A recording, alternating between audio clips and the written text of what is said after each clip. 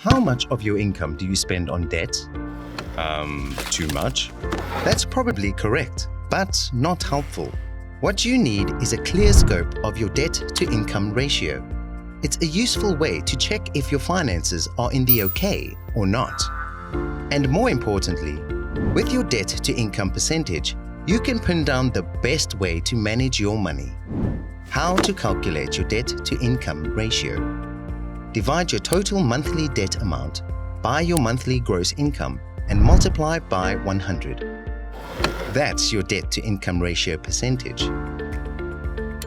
If it's below 20%, share your financial tips with the rest of us. You've got this money thing figured out.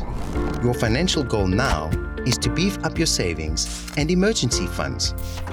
Between 20 and 40%, you are in the okay, but check when you can trim unnecessary expenses.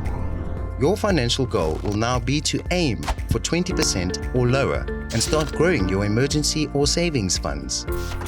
Between 40 and 60%, things are getting more serious. Your financial goal should be to become more involved in handling your finances. So start working on a debt management plan. If you don't, you risk losing control over your finances. Above 60% means you're in financial trouble. Your financial goal is to acknowledge the situation and explore your options.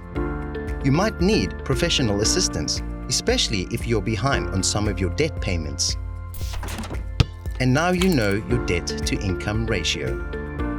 If your debt-to-income ratio is anything above 20%, go check out our user-friendly debt management guide.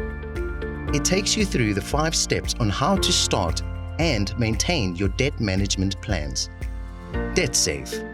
Let's fix your debt.